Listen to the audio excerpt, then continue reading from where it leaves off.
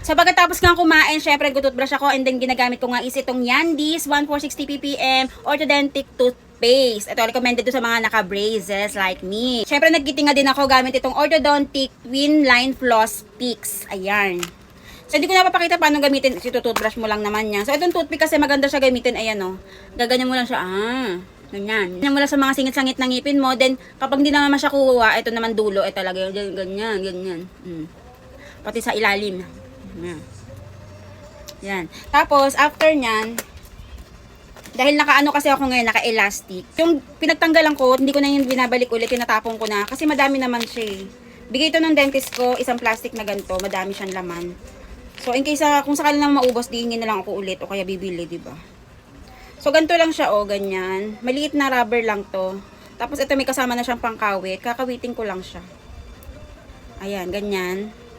Ganyan lang. Tapos, doon sa merong hook, doon ko siya ikakawit. Kasi yun yung tunuro sa akin. Yan na. Ito.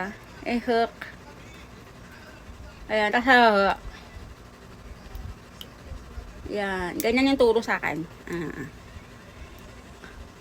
Kaya tataka ako sa iba, bakit meron pa ako nakita kumakanta, nakaganto, kumakain. Pwede naman tanggalin yan eh. Kasi sinabi naman ng dentist, tanggalin kapag kailangan. Tapos, ikakabit mo lang ulit. Yan. Totoo lang ayoko na nakaganto kasi masakit siya. Masakit. Lalo pag bagong yung goma kasi masikip. So masakit siya. Yan. Hindi ka talaga makakain. Kaya pag kumakain ako, tinatanggal ko talaga yan. Dali naman tanggalin yan, kakabitin mo lang ulit. Tas yan. Pero yung pinagtanggal ko, hindi ko na ginagamit ulit. Kasi madami naman yun. So ito siya. Pero hindi naman nabibiling mga ganito. Pwede ka naman bumili. Ayan. Ang size nito is 3.5. Meron siyang mga sizes. Ayan o.